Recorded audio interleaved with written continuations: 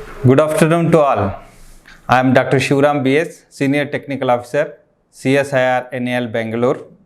On behalf of LIS Academy, I wish you all safe, healthy, happy and prosperous New Year 2021 and hope we all will be out of this pandemic crisis. I request all participants of this distinguished lecture to mute their audio and post their questions on Q&A box, which will be taken after the talk. Friends, warm welcome to third Lisa Distinguished Lecture Series. Lisa Distinguished Lecture Series is a unique platform to learn, exchange new ideas, perspective and opinions on LIS domains from distinguished personalities of various domains, including LIS domain. Lisa Distinguished Lecture Series has successfully completed 2 lectures delivered by eminent speakers. The first and the inaugural lecture was delivered by Padma Bhushan, Professor P. Balram, former Director, Indian Institute of Science, Bangalore, who spoke on science publishing, greed, vanity, and the decline of scholarship. The second lecture was delivered by Chairman AICTE, Professor Anil D. Sahasrabuddhe, who spoke on role of libraries in implementation of NEP 2020 framework. After 2 insightful and motivating lectures, today we have an exciting lecture on restoring pride of a place to libraries and librarians, a demand-side perspective, by Dr.Sandhya Shekhar, former founding CEO, Iit Madras Research Park, advisor and strategy consultant. And this talk will be presided over by a great supporter of LIS community, a successful entrepreneur in information industry, who is popularly known as Satya among LIS fraternity. Shri N.V. Satyanarayana, CMD Informatics India Limited, Bangalore. I heartily welcome today's speaker and president of this event. It is my honor to introduce today's speaker, Dr. Sandhya Shekhar. Dr. Sandhya Shekhar works as a management and strategy consultant. She also works with educational institutions, both in an advisory capacity as well as a visiting faculty. She serves as an independent director on the boards of Simpson & Co. Limited, Bimetal Bearing Limited, IP Rings Limited and Amco Batteries. She also serves on several advisory boards and companies, including consultative companies, for the formulation of India's science, technology and innovation policy, that is STIP 2020. She has occupied several CXO positions in the industry over the last few decades. She was the founding CEO of IIT Madras Research Park, the first university research park in the country. Earlier, she has worked as a director, Asia Pacific Consulting, Gartner Incorporation, CTO, bconnectb.com, Head Knowledge Management Research, Aptech, and Group Consultant at NIIT. She is alumna of IIM Bangalore and IIT Madras. She is a recipient of several awards like the Outstanding Doctoral Research Award from European Foundation for Management Development and Emerald, Excellence Award at Gartner, Outstanding Achievement Award at Aptech and NIIT, and Outstanding Women Achiever Award during 100th International Women's Day. An author of several books, papers and articles, her book on knowledge management was the first Indian book on the subject. Her latest book, titled Managing the Reality of Virtual Organizations, published by Springer, has received worldwide acclaim. With this brief introduction, I once again welcome Dr. Sandhya Shekhar and request her to deliver the third Lisa Distinguished Lecture. Madam Sandhya Shekhar, please. A very good evening to all of you. Indeed, delighted to be here in the midst of this wonderful bunch of librarians and library scientists who I have always had enormous respect for. And so when Mr. Satyanarayana, in his gentle but persuasive way, requested me to be part of this session, I was only too happy to oblige. I have often wondered, why I find myself in the midst of so many librarians of late, on various events and occasions, in spite of the fact that I really don't belong to the fraternity. It is indeed an honor. And besides the fact that perhaps the benevolence of friends is one of the reasons, I also believe that perhaps there are a couple of important points of intersection between what all of you have to offer and what I do. The first, of course, the very obvious point is that, like most of us, I'm a huge consumer of knowledge, and you're all the source of knowledge. Right? So that's a very obvious supply-demand connection over there. The second, from a professional perspective, as some of you might know, one of the areas of my specialization is knowledge management and innovation. And in a number of ways, what all of you do is a certain facet of that discipline, of the larger environment of a knowledge ecosystem. So, which is why I thought, I would perhaps share with all of you the demand side perspective and see what is the point of intersection between the way you perceive it and perhaps the way the users of what you have to offer perceive the current scene of things. The title itself could be construed as being a little provocative because I have used the word restoring. I have said restoring pride of place to libraries and librarians. So that assumes something, isn't it? It assumes that there was a time when libraries and librarians were really looked upon virtually as gods in the knowledge ecosystem. And somewhere there seems to be a diminishing of that pride of place. Now, that is my perception, and it was important for me to understand before I started talking about the entire gamut of things today to figure out whether all of you perceived it to be the same way. So, in fact, I had suggested to Dr. Kunur that since we all have to operate in a virtual mode today, where I don't have the benefit of a direct, real-time, face-to-face interaction with all of you, perhaps we should do an opinion poll. It serves two purposes. Number one, it lends it a greater sense of interactivity. And number two, it helps me to validate some of my assumptions before going forward. So let me actually share with you what all of you have told me in terms of how you perceive the state of affairs. So let's begin with understanding what is the current status of libraries and librarians. Is it a cause of concern, or are we just assuming that something is wrong when something is really not wrong at all?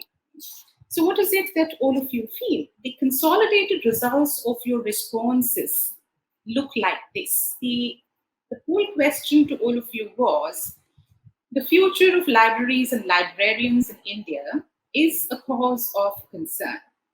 The options were yes, somewhat, and not at all. So it was interesting and not very surprising to find that almost about 83% of you felt that there was certainly some cause of concern. There are only about 17.4% who feel that no, there's no cause for concern. I mean, everything is just about fine.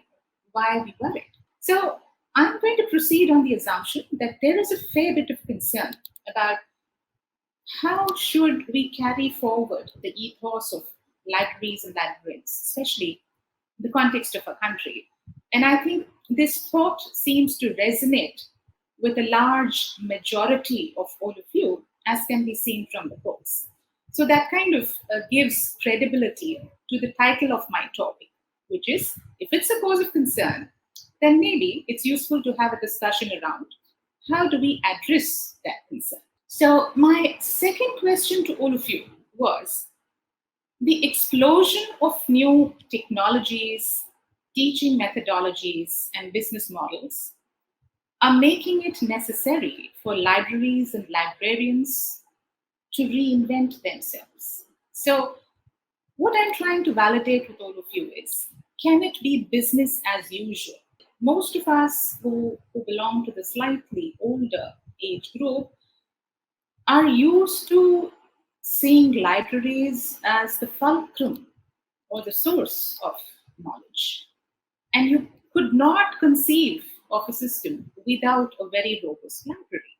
But today, certain assumptions are actually being shaken. So it perhaps cannot be business as usual. Perhaps we have to do something different to make the libraries as relevant and as important as they were to us earlier. And that assumption of mine has been validated by 91% of all of you who feel that given the explosion of new technologies, given that teaching itself, the process of imparting education itself has undergone such a monumental change, the business models of the industry have changed drastically, making them more dynamic, more agile, and more knowledge dependent. It probably puts the onus on libraries to function quite differently to the way they've been functioning so far. So basically, we are on the same page as far as two issues is concerned. Yes, there is cause for concern, and two, we need to do something different. Okay? So what we will try to understand is, what is it that we need to do? And it occurred to me that while I'm planning to talk about it, perhaps all of you already have the answers. And if so, we should find out what these answers are before I launch into my own discussion. Right? So, the third question that I had asked all of you was, I'm very clear what I have to do in the next few years to stay relevant. So, if there is absolute clarity in terms of what needs to be done, it obviates the need for a discussion. And maybe a platform like this would be sufficient to just transfer that knowledge or that understanding so that everybody works towards the same goal. But this is something which needs to be explored a little further. And responses are interesting. 72.5% of you say that, yes, we're quite clear what we need to do. However, 24.8%, almost 25%, have said that we are somewhat clear, but maybe we're not completely clear. Okay, so that's interesting. And the rest of you have said, not at all. We don't have a clue as to what we have to do. Okay, so there's a good chunk of all of you, about 20, 27, 28% of all of you, who are perhaps not entirely clear as to what needs to be done. I mean, there might be a general idea, but perhaps there is some lack of clarity.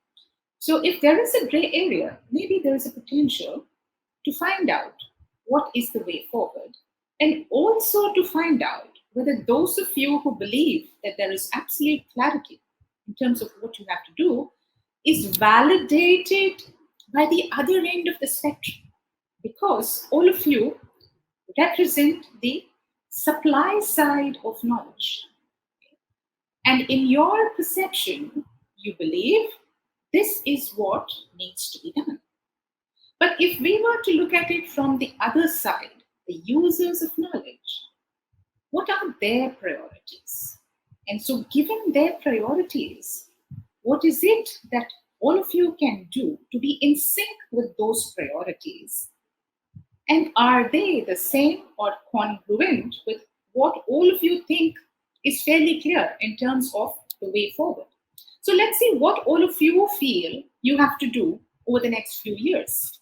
And Dr. Kunur has very nicely helped to prepare these bar charts based on your responses. And what you people have told us is this. So you believe that your top priorities are upskilling of ICT digital competencies, followed by reinventing library services for the present context, followed by new sources, new knowledge resources, content development, followed by striking new relationships and communication with the end users. And some of you have felt that there is a need for a change in the LIS curriculum itself, which is a fundamental change in which library information is taught, library sciences are taught, and so there needs to be a fundamental revamp. Okay, so this is your perception. Now let us see, if you stick to these priorities, are you going to be able to meet the expectation and demand of the users of knowledge? And that is what today's discussion is all about, so that we can validate our assumptions and forge a way forward. Right? Okay, so let me begin with, why do libraries matter to the industry? And why am I even speaking about the industry? Because the normal connotation is for the users of libraries. You would say they're academic institutions. And so why am I talking about the industry? They're academic institutions, they're research. But let's look at it. What are academic institutions? They are the source of supply of skilled manpower to the industry. And ultimately, it is the industry, which are all the organizations and the research institutions, who are the eventual consumers of what libraries do. So it's like any other marketplace. A supplier has to supply what the market demands to stay relevant. If the market does not want you, you don't stay relevant anymore. It is as simple as that. So if industry perceives that I have enough knowledge sources available to me, the internet itself gives me a plethora of information. There is actually an information overload. I have huge amounts of knowledge supply. I have my own training institutions, which I stock up with whatever material I need to use to train up my people. Why do libraries matter? Why do libraries matter as much as they used to matter earlier? So that could be a potential cause of concern. So I think in any system, in any ecosystem, there needs to be a synchronicity between the users and the suppliers of any product or services. And that's precisely the lens through which we are trying to examine the entire issue as far as today's topic is concerned. So let's then look at, why do libraries matter to the industry anymore? And by industry, I'm using the term a little loosely. You can assume it to mean the organizations and as well as the research institutions. So this is something which is worth understanding, right? And here's where I would wish to share my feedback, not based on my subjective assessment of what the industry feels, but actual empirical evidence based on the research that I've done over the last several years. Here is one of the critical findings of a cumulative research that I've done over a period of time across a very large sample size of knowledge workers. Now, knowledge, KW there in that slide, stands for knowledge worker. And knowledge worker is really a term which can be used in any context. Anybody who works with knowledge is a knowledge worker. So it could be a researcher, it could be an employee, it could even be a student. And when I explored over a cross section of domains as to what was it that actually influenced performance. Now, as you would all know, the industry is really grappling to understand, how do I improve organizational performance? How do I improve individual performance? Okay. Do I bring in better technology? Do I recruit from the best institutions? Do I have better infrastructure? Do I have an array of products or services that are absolutely cutting edge? What do I do? How do I improve my performance? Interestingly, what I discovered was the one factor, the single one factor that actually causes a 68% variability in performance across individuals is what I've called knowledge transfer effectiveness. Just think about it. It is huge. What do organizations do normally? Well, they take up quality measures, they look at how to improve quality, reduce rejections, and a whole bunch of other things. And it provides an incremental advantage of 5%, 10%, 15%. But here is one single factor, which is actually causing a variability of 68% in outcomes. So if there were one thing that every organization has to zero in on to say, how do I plug this? How do I ensure that everybody raises to a certain level of performance? It would be really important to look at something like knowledge transfer effectiveness. And that is something that is a real eye opener. I mean, we all know that knowledge is important, right? But in what way is it actually linked to performance? And this is really where the learning was. Okay. So knowledge transfer effectiveness leads to a 68% variability in performance. Okay. So that's the first data point that I would like to talk with you. You might want to understand, how can knowledge transfer, I just call it KT here, seem to be effective? Okay. So I've said effective knowledge transfer. Please mark my words. Okay. I've not just said knowledge transfer. I have said knowledge transfer effectiveness. Okay. So there is a lot of emphasis in the word effectiveness. Right? So how would you and I perceive knowledge transfer to be effective? And this is really where I'd have liked a lot of interaction with all of you. But since we have to be doing this offline, let me just go ahead and share with you some commonly held interpretations of knowledge transfer. When do we perceive that knowledge transfer has happened? Because all of you are in the business of knowledge transfer, right? You are people who put knowledge together and then transfer it to people who require this knowledge. So that is the quintessence of your activities. Okay? So since that becomes your fundamental business, it will be interesting to understand what is your perception of when you perceive a knowledge transfer to be successful, when you see it as having happened.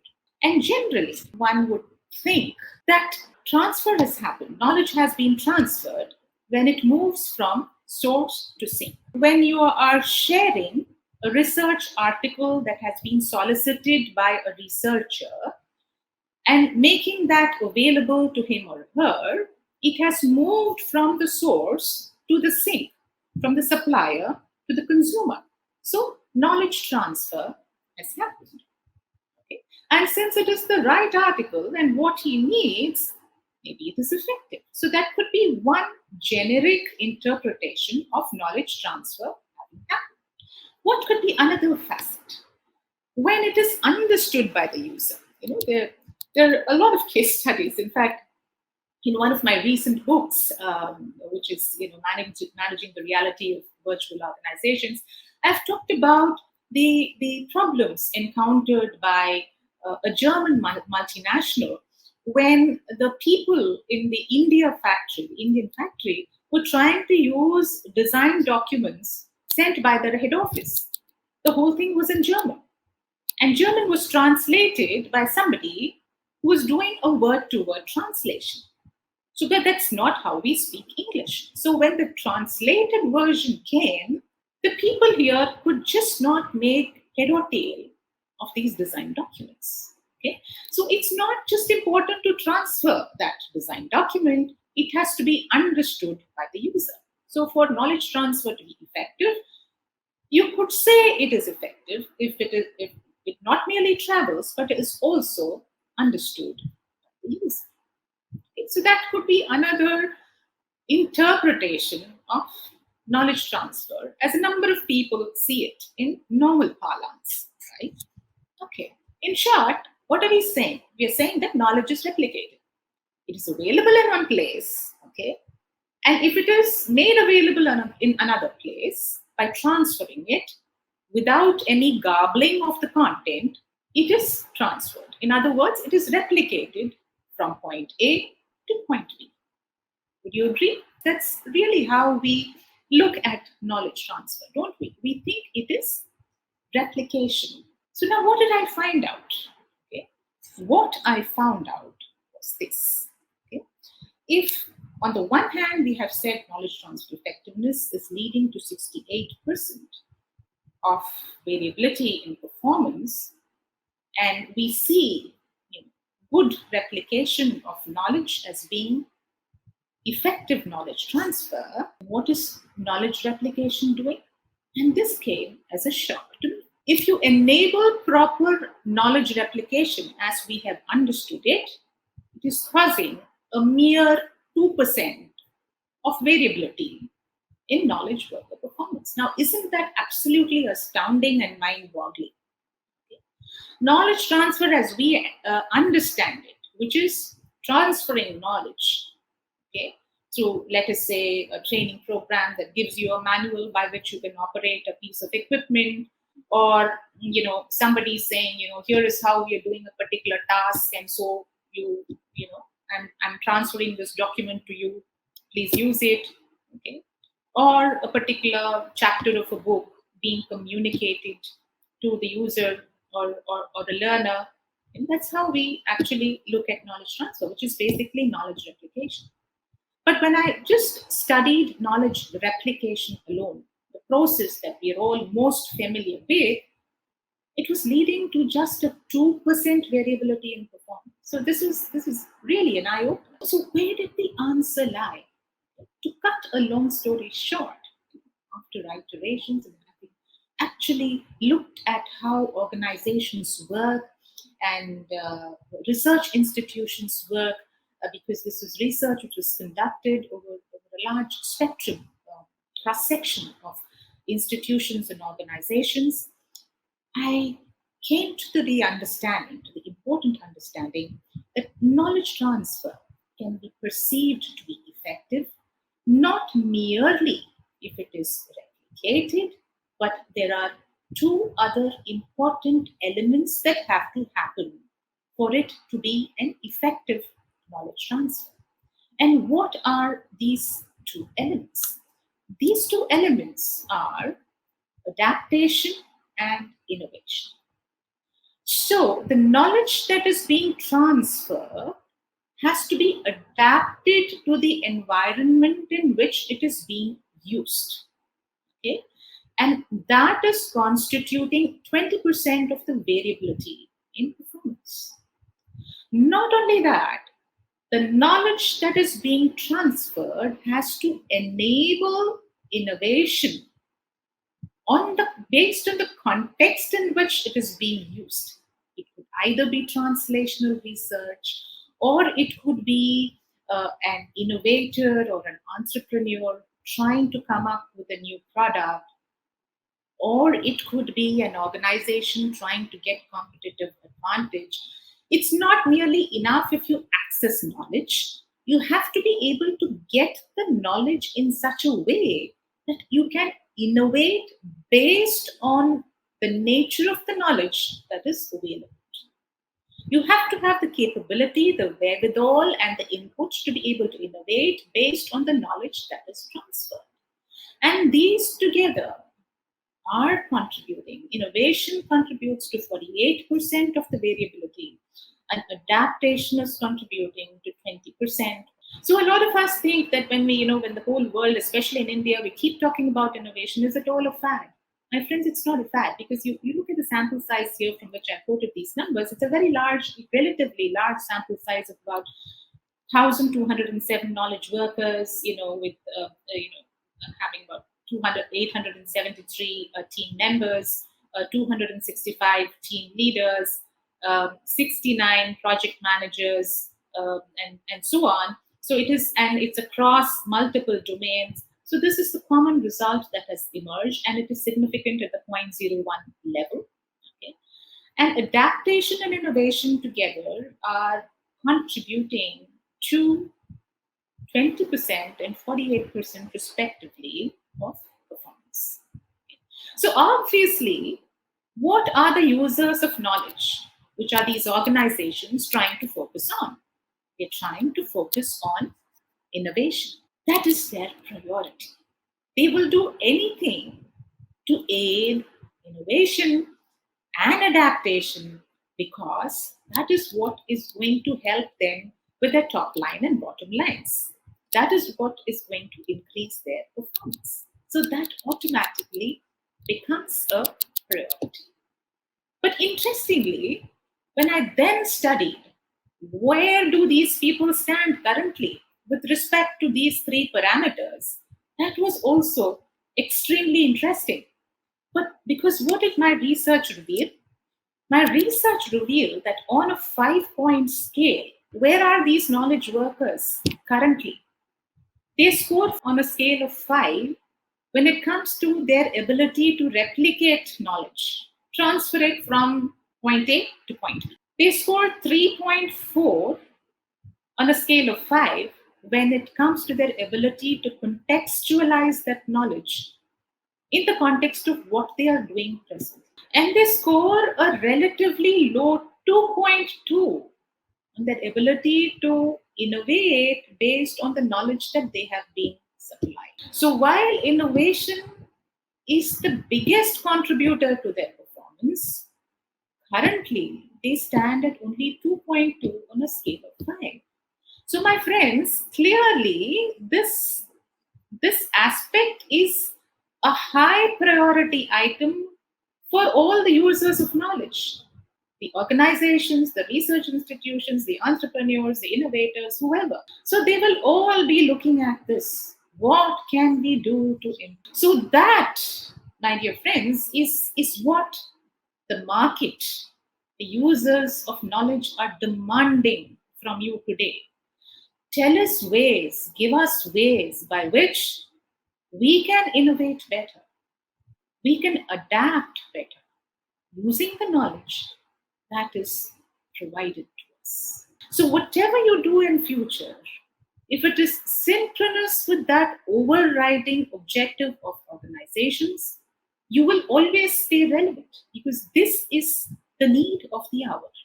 What is the onus on libraries and librarians? If this is the requirement, what should all of you be doing differently? What kind of knowledge is required? What should be the librarian's role? What should the future library look like? Okay?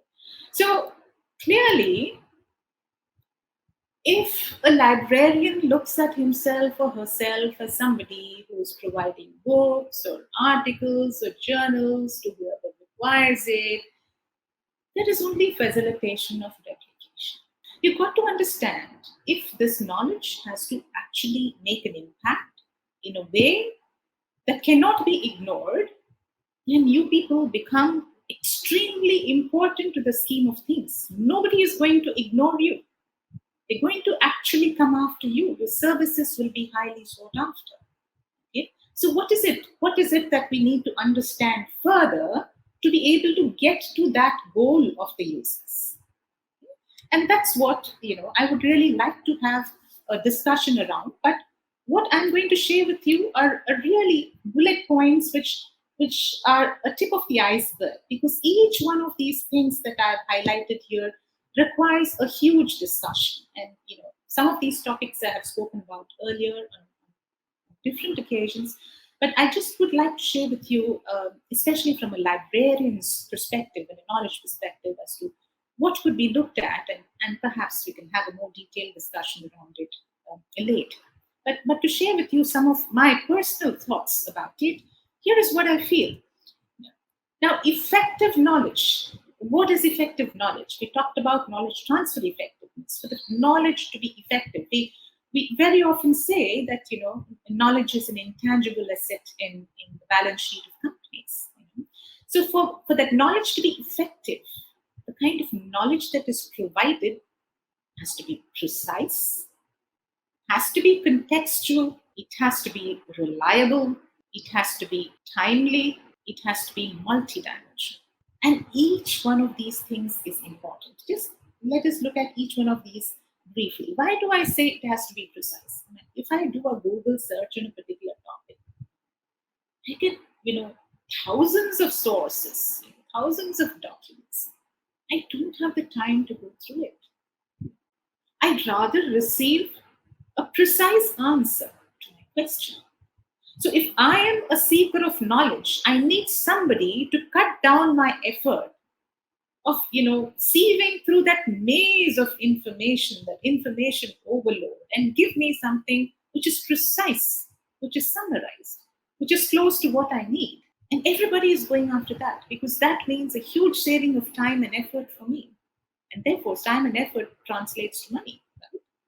So effective knowledge has to be precise. It has to be contextual. I mean, it has to be based on the context in which I'm solving a problem. Otherwise, I'll be all over the place. The solution that I am seeking may not even address my concern. It could be very far removed from my context. The way I solve in a problem in India, for instance, could be very, very different from the way it is solved in the United States or in Europe. So it has to take into account the local realities, and that is contextual knowledge. And the provider of knowledge has to make sure, depending on the profile of the user, what is most relevant, what is most contextual in the context of what that person is doing and hoping to achieve. It has to be reliable. When I say reliable, I again go back to the fact that we have access to all kinds of, even if something is published, everything that is published is not necessarily reliable, right? Because we are all aware of how two reports can be completely contradictory and confounding. So who do we believe in this era of knowledge abuse? So there has to be somebody, some entity, some bunch of people, some mechanism by which we can ensure to some extent the fact that knowledge is both reliable and ethical. Okay, so there is clearly a need to focus on that. It has to be timely. It has to come to me on time. And lastly, what do I mean by multidimensional? Today, more and more research is pointing to the fact that innovation happens when multiple streams of knowledge come together. It is no longer homogeneous. So it's no longer the fact that, let us say, when you're developing a software product, as somebody like Satya would know very well, you only need software engineers. If software companies are using psychologists and social scientists and people like that, it is because there is a need for multidimensional knowledge. Number one. And number two, you can easily transpose solutions from one domain to the other. So, what do I mean by transposing knowledge? Let me give you a simple example. For instance, let's look at civil engineering, the science of construction. Right? Today, we know that there are a lot of people in that discipline who are really looking very, very closely at biomimicry, the way birds build nests that are resilient across bad weather and typhoons. In building weather-resistant tenements, civil engineers are looking to see, is there anything that we can learn from nature? So flora and fauna is being studied. Biomimicry is being studied. So best practices from this domain is being transposed into a completely different domain. So you need people who understand this, who understand the need for knowledge to be multidimensional. If I'm looking for a problem to be solved, the supplier of knowledge has to be able to feed me potential solutions or related inputs from multiple streams. And that's how innovation happens. Okay? So you see, you're no longer communicating just a research article or a book. You're understanding what is the context from which a user is coming from. How can I make this whole business of knowledge transfer a lot more robust, a lot more effective? So the way we are beginning to look at knowledge and effective knowledge is completely different. And you, as knowledge transfer executives, have to be completely clued into that transformative change. Okay? The other thing is, what should be the role of the librarian? I really see, I mean, I have, in terms of getting the users closer to effective knowledge, I think I have already outlined what your potential role is. But if I were to crystallize them, encapsulate them into two words, I would see the role of librarians as being knowledge aggregators and knowledge curators. People who have access to a monumental amount of knowledge sources and are able to put them all together. So, your first role is that of a knowledge aggregator. Okay? The second role is that of a knowledge curator. People who not merely provide thousands of articles, but provide maybe just 10 articles which are absolutely spot on, bang on, contextual, reliable, multidimensional, and timely. Okay, so that makes you a knowledge curator. Okay, so while you might all be right in saying that you need to develop digital skills, I see that only as a skill. A skill can be acquired. It is easy to acquire those skills. But unless that skill is transposed on the kind of responsibility that you have, with a clear idea of how your role has to be shaped going forward, merely acquiring that digital capability may not be sufficient. A bot could do it, for instance. I mean, if I'm being a devil's advocate, I would say that, maybe there will be a loss of jobs. Maybe artificial intelligence will actually take over the role of a librarian. But the answer, no, it will not. As long as we are clear that there is a certain enhanced role of the librarian, if you look at it as a knowledge aggregator and a knowledge curator, because that is where your intelligence comes in, that is where your value addition comes in. Okay, so this is really a huge topic, and in the interest of time, I just wanted to park these ideas with you. Okay. And then, what should the future library look like? I think in talk that I gave some time back, I have talked at length about my dream of what a future library should look like. But I really, I mean, to kind of summarize it very very quickly, I see these as knowledge centers, and it is very very important for us to actually be very, very sensitive to the fact that the library, as it was envisaged earlier, might actually become quite obsolete. And it's an apprehension that I share as a well-wisher, because that's the last thing I want for the library. Libraries or even bookstores should never become redundant.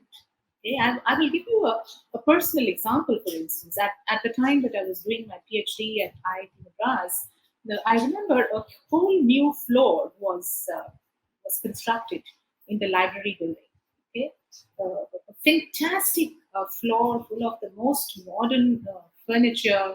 It had a coffee dispenser, extremely comfortable ambience.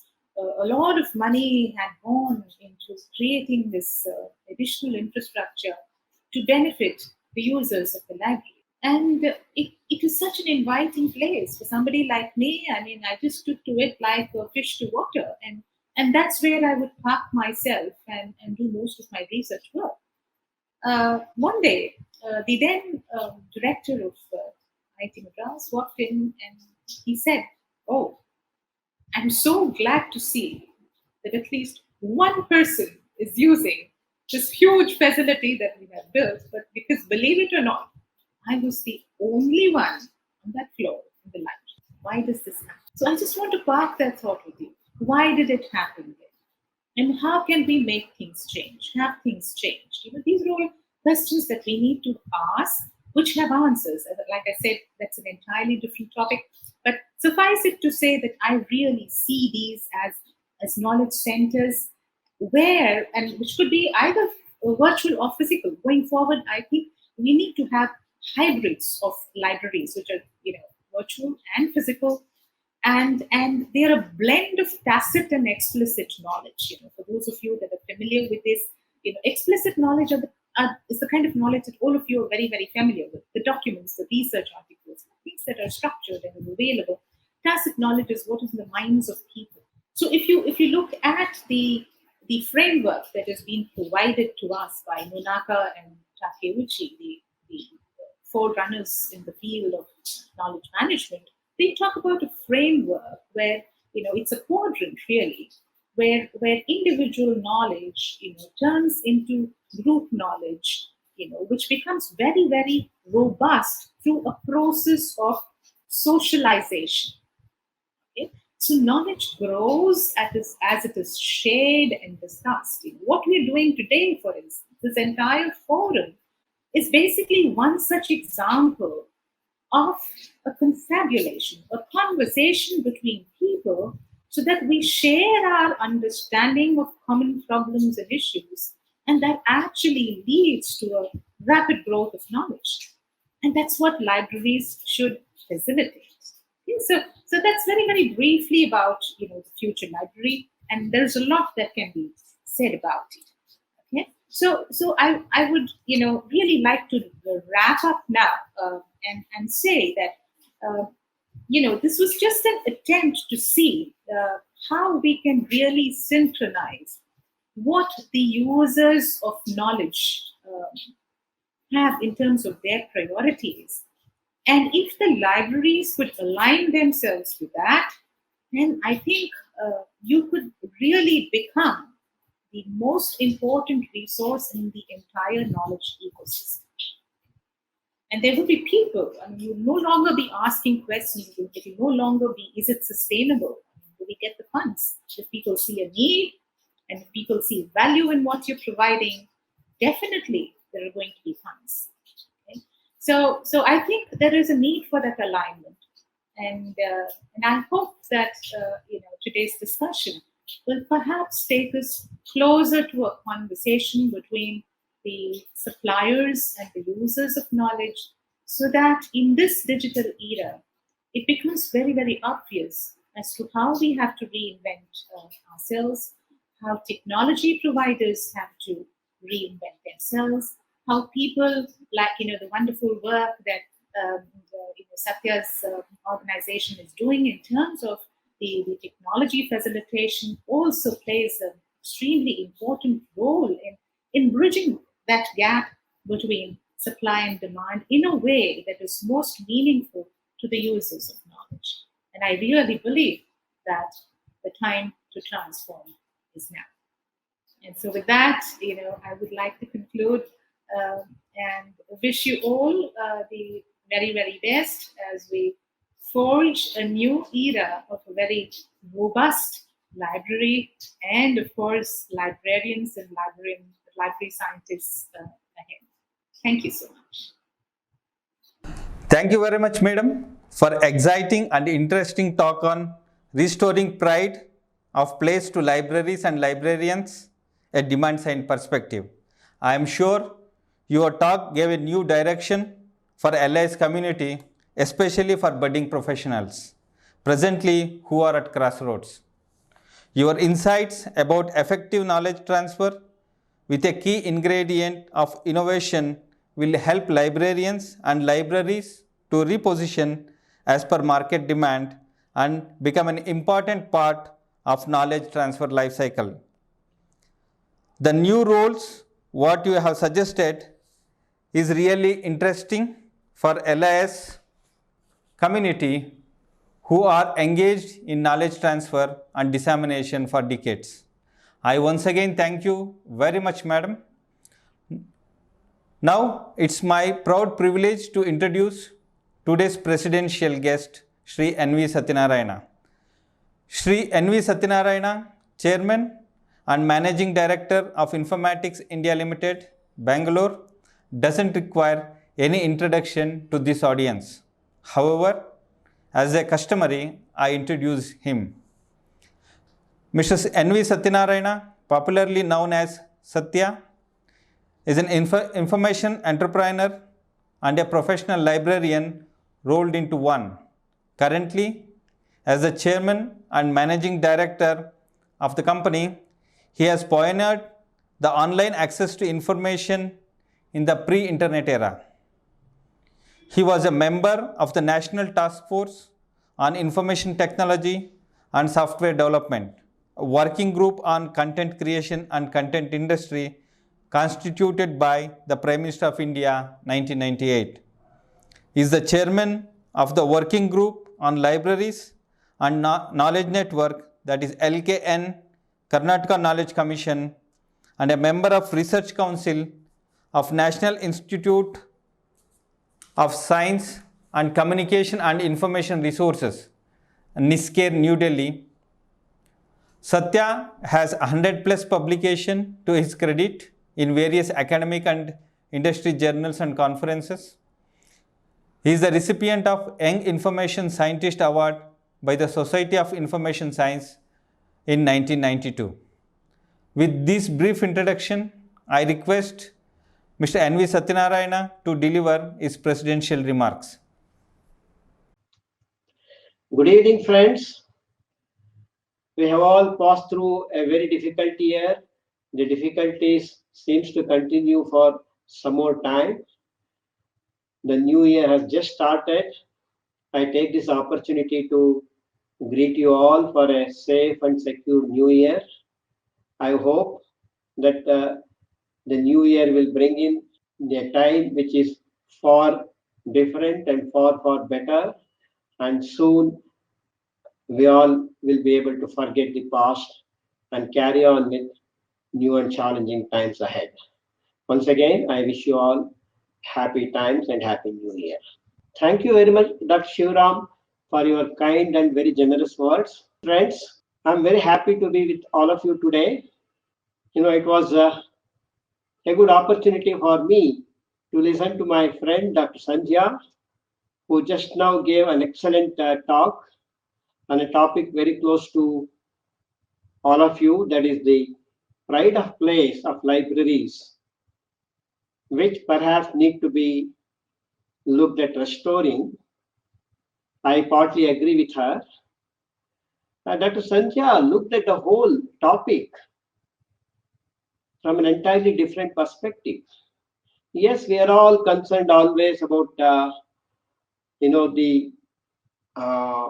the position of librarianship as a whole in the communities and the society as such. And so obviously, sometimes we may be feeling whether we are getting a due share of ours.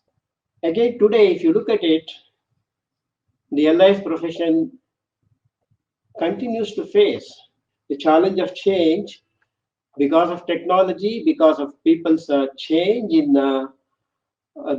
the very use of information itself.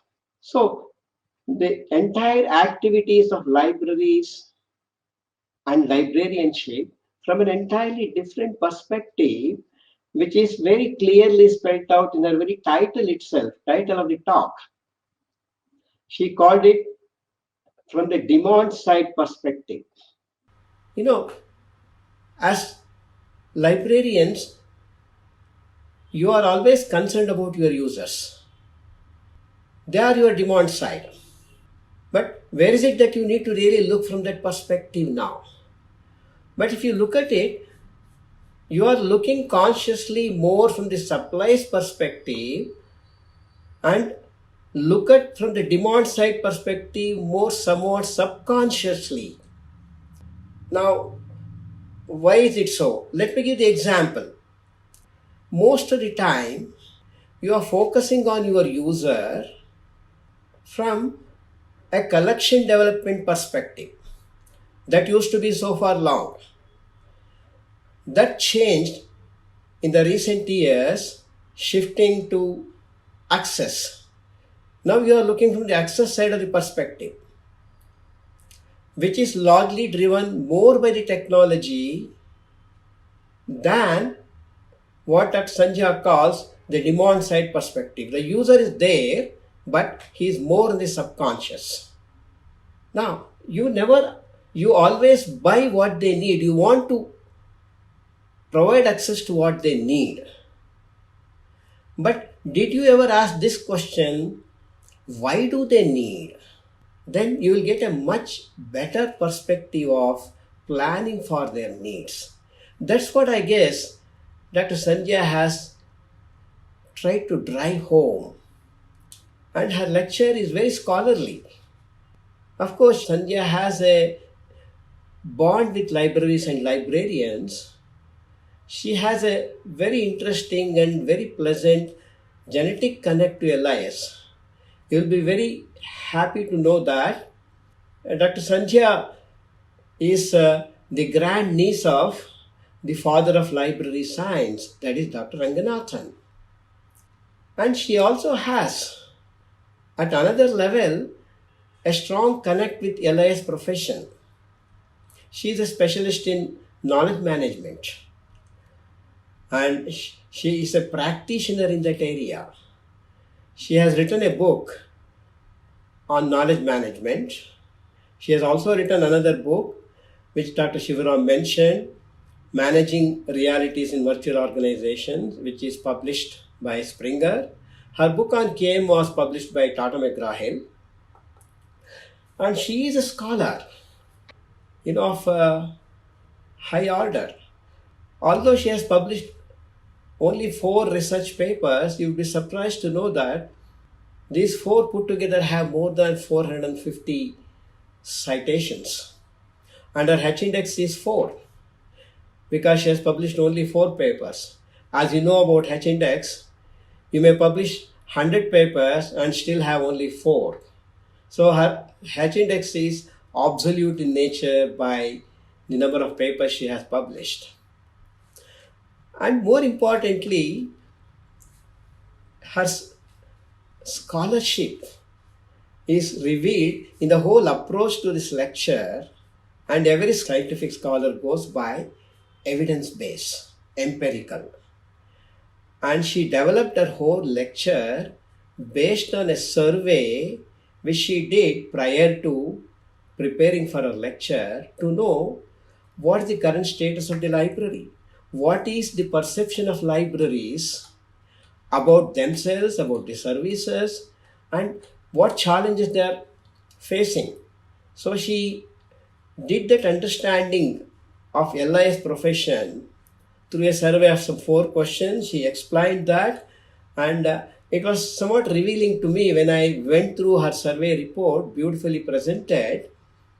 And what is even there, it is pretty revealing that LIS profession is concerned about the future. And when it comes to it also, what is very happy about the whole thing is it has confidence. It knows, it has a clarity on what needs to be done to ensure a brighter future. That really is a very great, confident and optimistic view. Almost 72% expressed clear clarity in the concerns we have about. But when it comes to where they need to focus, prioritize, the first priority is improving the skill sets from the technology side. Yeah, that's very important.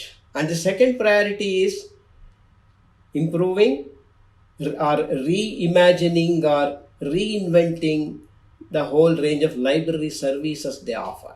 Now, that is where you really need to look at more and more consciously from the demand side, and not exactly the way LIS profession did in the past from the collection side and the access side alone. And based on the survey, she put a question to all of you. A very simple and interesting question. Why do libraries matter to the industry? Of course, what she meant, why do matters to the life industry, when she used the word industry, is she refers to any organization. If you look at it, society spend enormous time and money and effort in educating people to become productively employed. Libraries, in my perception, are two things in this context. One is library is a knowledge center. All of us know about it.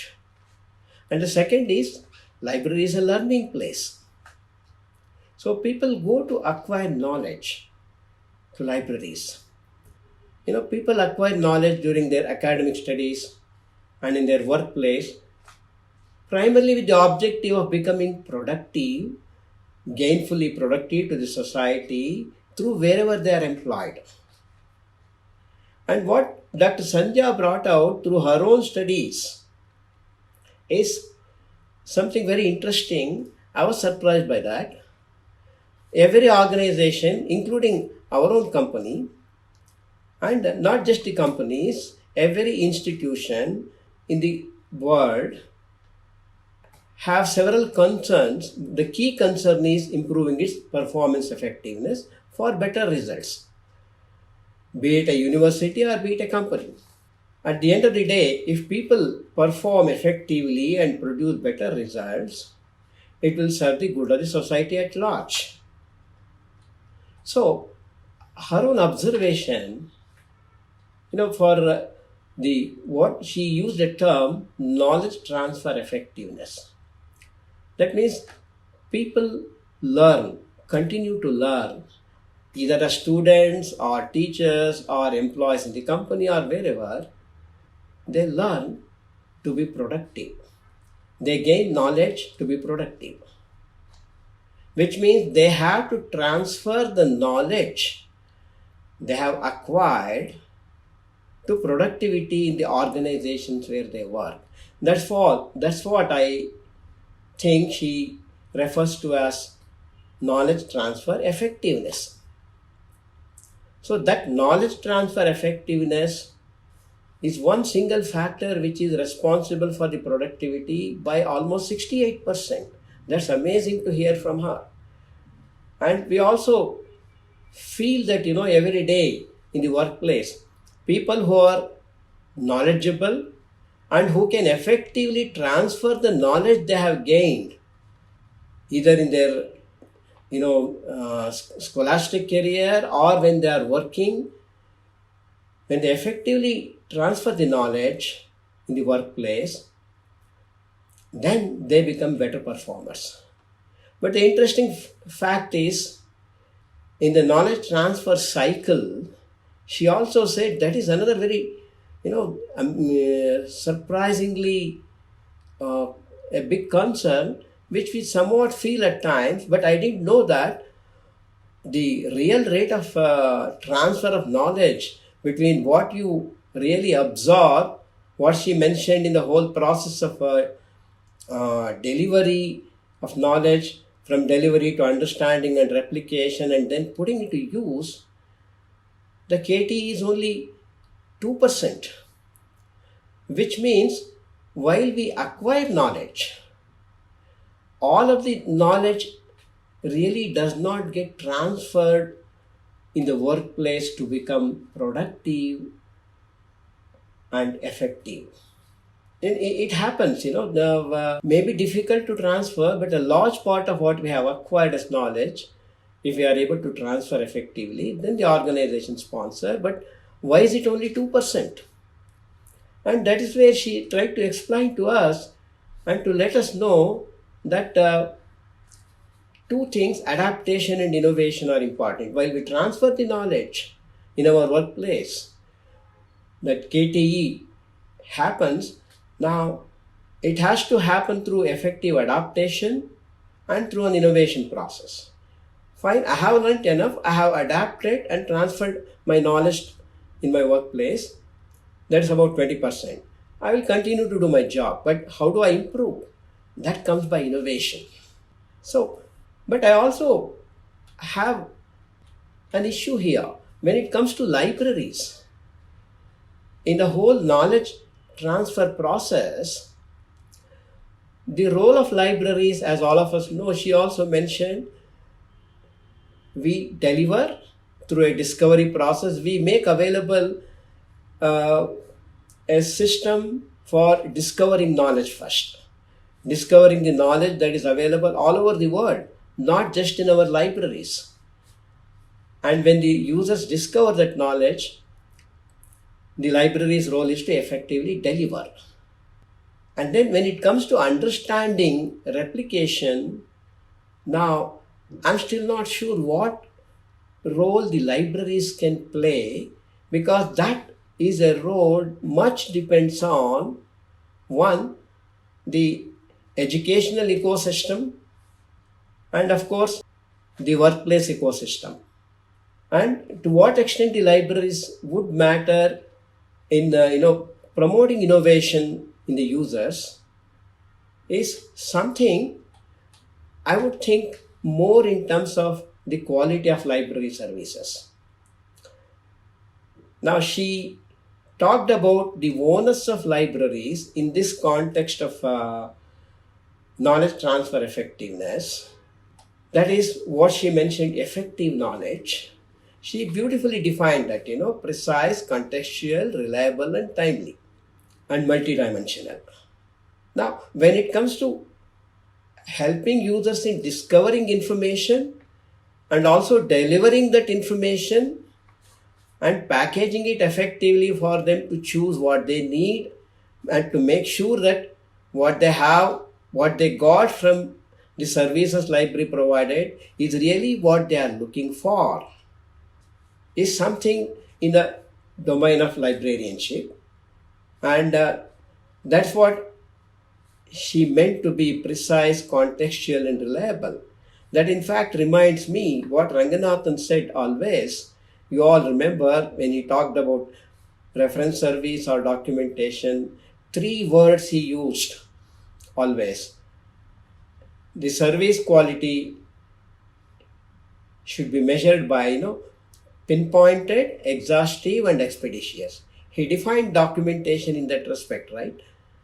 It should be the pinpointed, exhaustive, and expeditious delivery of information to the user.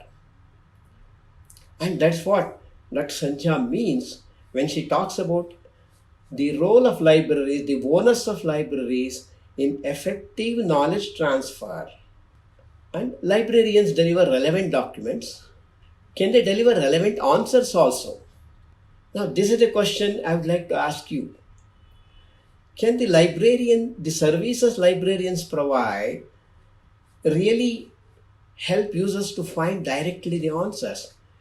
When we say that we provide information, that stops at providing document, a few relevant papers or the most relevant book.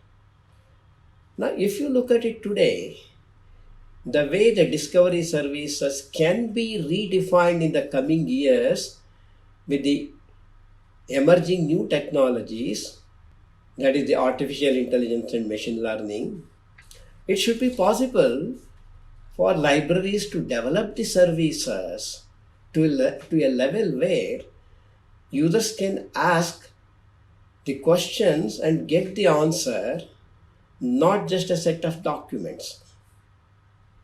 That is going to be a real challenge for the LIS profession. And it is possible. And when Dr. Sandhya says, when she tries to answer the question she put, what the kind of knowledge required. She says that the libraries should be truly knowledge centers. That means helping users to get the right knowledge they are looking for, answers to the questions that they are looking for, solutions to the problem they are looking for. In fact, years ago, you must have already heard about this. IBM came out with a machine, they called it Watson, which won hands down in a quiz program in US. They call it's a national quiz program. It's called Jeopardy. And in that program, two national champions participated against Watson. It was an intelligent machine. And it won hands down in all the rounds. And in the back end, what is that Watson? They put together a large collection of reference books, the Wikipedia and all other reference books, and based on AI, they developed this whole system where it could quickly answer the most difficult questions, which even those champions in quiz program were struggling to answer. Now, why I'm trying to say this is the technologies that are emerging today will greatly help librarians realize the dream of, going beyond just delivering documents, but can also help users to find the answers. We already are seeing it at the consumer level with things like Alexa and all that. Now, in the coming days, how you can make your libraries truly knowledge centers using these emerging technologies is something you really need to take it up as a challenge to become an effective knowledge transfer agency from libraries' role, which is an onus on all of you. So, which effectively means, obviously, the libraries have to reinvent librarianship, their roles and responsibilities, and not only that, what kind of libraries both the current and the future generation will be requiring. So I would look at here a couple of things. One is in this to really reinvent, first you have to look from scholarship. Go back before, librarians have a strong connect with scholarship. In fact, librarianship emerged through the needs of the scholarship when you go back to even earlier days of Nalanda and Takshila. And so one is that connect with the scholarship will have to get stronger, which unfortunately has got diluted a bit over the years. Second, the domain. Acquire domain knowledge of whichever area you want to specialize. Virtually today you see the discipline of informatics emerging in all areas. You have bioinformatics, chemoinformatics, geoinformatics, and whatnot. So, knowledge of the domain in which you provide the knowledge-based services is critically important. And the third, of course, is technology, which I mentioned in an example. When I talk about the scholarship, the librarianship should really become a stronger part of the scholarship. When I say that, reminds me a very interesting story. You must have heard about Chanakya's Arthashastra, a great discovery that happened, and which world was taken aback on that. And very interestingly, this happened in the Oriental Library of Manuscripts in Mysore. About a century ago, a little more than a century ago, I guess, Maharaja of Mysore appointed one Shama Shastri, a great scholar, a multilinguist, and as a librarian. He was designated as the librarian of Oriental Manuscript Library. There is a very interesting story. When Maharaja of Mysore visited Germany And when he was introduced to the vice chancellor of a university which he was visiting, the vice chancellor asked him, "Are you the king of the place where Dr. Rama Shastri comes from?" Maharaja was taken aback. And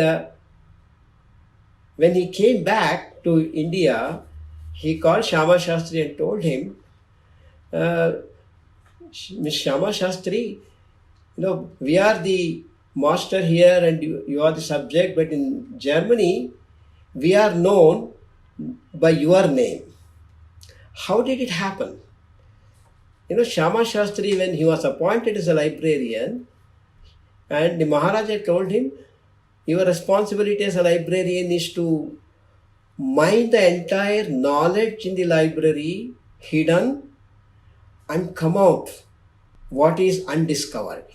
And Shama Shastri, in that process, was able to discover Chanakya's Arthashastra, which was hidden, and not only that, several such manuscripts which was brought to light and then republished and published in several languages. And later he was made the director of that institute. Now, that is the kind of librarianship we need today. And if you even you don't have to go too far back. Dr. Ranganathan, who became, who is the father of library science, whom we not just, he remember every year on his birthday, but also adore him. He himself is a great scholar and a mathematician, and he became the librarian. So remember this one aspect, the librarianship will have to get closer in its bond with the scholarship. Friends, if we become stronger in scholarship, I'm sure that the pride of place which Dr. Sandhya mentioned, certainly will be restored. If you closely look at and address these three issues what I mentioned: scholarship, becoming an integral part of scholarship, acquiring domain knowledge of the area where you work, and third, of course, the technology again. And it was indeed a wonderful lecture. And in this realignment, what I called the profession and the professional association plays a major role. I must congratulate Dr. Konur while thanking him for inviting me for this program, for an excellent service the Academy is doing today in the last 4 years. And that really brings in strength to the profession, which should be encouraged wholeheartedly. So I really compliment you, Dr. Konur, and your Academy for the series of lectures you have been arranging and a lot of programs you have been arranging, which is certainly excellent. So with this, I hope I haven't really made a long lecture. The presidential lecture should be much briefer. So I would also like to make one announcement before I close. All of you know that we have organized from informatics along with three other organizations, LTC 2021, which is in its 5th year, and we had series of pre-conclave sessions. On 27th and 30th January, we have 4 days of conclave program. Each day will be just 2 sessions to make it convenient for people to attend. Most of you might be aware of it. I welcome you all again to join us at that program. One of the things that I would like to mention here is we have instituted an innovation award. As Dr. Sandhya said, the innovation is so important for people to be very effective in knowledge transfer. So it's as much important even for libraries also. You will get more details to send your nomination. I'm sure a lot of you must be doing a lot of innovation in your libraries. Do send your nomination, and you may be getting the award. So with this, I once again thank LS Academy and Dr. Konur. I appreciate Sandhya's effort in really in some way bringing a new perception to our thinking. I'm sure we'll start looking at the demand side of more consciously than what we did so far. Once again, thank you all. Thank you very much, Satya, for thought-provoking and encouraging remarks. You have aptly analyzed the talk of Dr. Sandhya Shekhar and blended it to the taste of librarian community. Thank you very much. Now, I request Professor P.V. Konnur, President, LIS Academy, Bangalore, to propose vote of thanks. Respected Speaker of 3rd Lisa Distinguished Lecture, Dr. Sandhya Shekhar, a renowned management consultant, former founding CEO, Iit Madras Research Park, and advisor and strategy consultant, Chennai. The President of this occasion, Sri N.V. Satyanarayana, Chairman and Managing Director of Informatics India Limited, Bangalore. Dr. B.S. Sivaram, Senior Technical Officer, NAL Bangalore, and Advisor, LIS Academy, Bangalore. It is indeed a proud moment for LIS Academy to organize its 3rd Distinguished Lecture in its series of monthly lectures. LIS Academy is putting its humble efforts to organize and unite the LIS professionals by organizing different professional events to enable the professionals to listen to the eminent personalities of our country and abroad and contribute to the profession at large. I take this opportunity to thank Dr. Sandhya Shekhar for delivering the 3rd Distinguished Lecture of LIS Academy. Madam, your inspiring words will go a long way in preparing our professionals suiting to the needs of our day. Your ideas of effective knowledge transfer with a key ingredient of innovation will help librarians and libraries to reposition as per market demand and become an important part of knowledge transfer cycle. On behalf of LIS Academy and on behalf of my entire fraternity of LIS profession, I thank you profusely for your support and encouragement extended to us through your lecture. The President of this occasion and the lover of libraries and librarians, Sri Satyanarayana, Chairman and Managing Director of Informatics India Limited, Bangalore, has always been an admirer and supporter of LIS profession in general and LIS Academy in particular. Sir, I profusely thank you very much for your inspiring words. On behalf of LIS Academy and on behalf of entire profession, I thank you profusely for your support and encouragement extended to us through your presidential address. I thank Dr. B.S. Sivaram, Senior Technical Officer, NAL Bangalore, and Advisor, LIS Academy, Bangalore, for his excellent anchoring. I thank all the participants for their active involvement in all LIS Academy events in general and this lecture in particular. As already mentioned by Dr. Sivaram, let us all meet for the 4th Distinguished Lecture of LIS Academy on Saturday, the 13th February 2021 to listen to Dr. Sudha Rao, Fulbright Scholar, Harvard University, Cambridge, USA, CEO, SDM Education Society, and former CEO of Karnataka Jnana Ayog and former Vice Chancellor of KSOU, Mysore. Thank you one and all.